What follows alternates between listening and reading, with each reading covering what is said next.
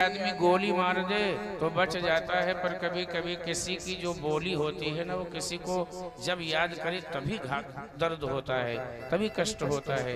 इसलिए शब्द संहारे बोलिए, शब्द के हाथ न पाओ। एक शब्द करे औषधि और एक शब्द करे घाव। ये शब्द बहुत बड़ा बाण होता है। बोले कोटि कुलिस संवचन तुम्हारा, करोड़ वज्र के समान आपका ये जो वचन है वही काम कर रहा है, और ये वास्तविकता है। आप अनुभव करिएगा। प्यारे, एक राजा जी थे। राजा जी ने महल बनवाया, बड़ा सुंदर महल था। और महल बनवाने के बाद में उस राजा के महल को देखने के लिए प्रत्येक व्यक्ति आने लगा, हर कोई आने लगा। और जो आए वो खूब बड़ाई करे। एक नगर का सेठ था, वो भी धनवान था, वो देखने नहीं गया। तो राजा ने कहा कि भैया, सब लोग आए कि ये नगर का सेठ क्यों नहीं आया। एक सिपाही को भेजा और नगर के सेठ को बुलाया। नगर सेठ गए, अब सिपाही आया तो कैसे न जाए, तो राजा का बुलवाया। गए, बोले महल देखो सुंदर है कि नहीं है। महल देखा, बहुत सुंदर महाराज, परंतु दरवाजा जो है ना छोटा है। महल तो बड़ा सुंदर है, दरवाजा छोटा है। बोले दरवाजे से क्या लेना देना। बोले महाराज दुख इस बात का है कि आप मोटे ताजे हैं। तो बोले हमारे मोटे ताजे से क्या मतलब है।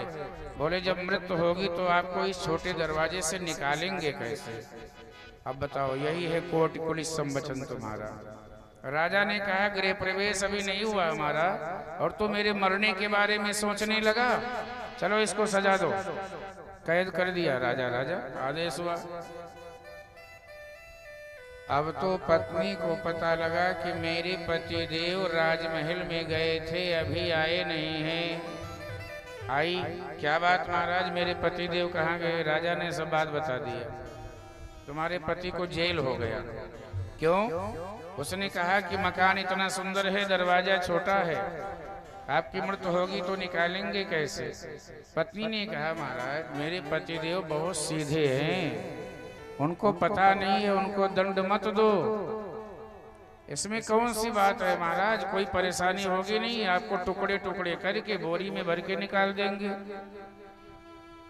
राजा ने कहा वाह धर्मपत्नी, तुम तो और 2 कदम आगे गई। यही है कोटि कुलिस संवचन तुम्हारा। ये वाड़ी ही वज्र का काम करती है। बोले इसको भी जाओ, भेजो। ये तो अभी हमको टुकड़े टुकड़े करने लगी, वो भी गई। बालक पढ़ करके आया, पता लगा माता पिता राजा के दरबार में गए थे। और जब आए, बच्चा आया, बच्चे ने सारी बात बताई। राजा ने बताया तुम्हारे पिताजी ने ऐसा कहा, माता ने ऐसा कहा। बच्चे ने कहा महाराज ज्यादा सोचने की आवश्यकता नहीं है, मेरे माता पिता पढ़े लिखे नहीं हैं, हम पढ़े लिखे हैं, बता तू कैसे होगा। बच्चे ने कहा महाराज इतना बड़ा आंगन है, निकालने की क्या जरूरत है, आंगन में ही आपको बिछा के और जला दिया जाएगा। अरे राजा ने कहा ये तो और उद्दंडी है, उद्दंडी के उद्दंडी ही पैदा होते हैं, ये हमारे घर को ही शमशान घाट बना दिया। तो फिर तीनों को दंड मिला। यही है कि कोटि कुलिस समवचन तुम्हारा, व्यर्थ धरो धनु बाण कुठारा। बोले व्यर्थ धरो धन बाण कुठारा। व्यर्थ में धनुष बाण लेकर के महाराजा भ्रमण कर रहे हैं। और जब कुपित हुए तो श्री राम जी लास्ट में आकर के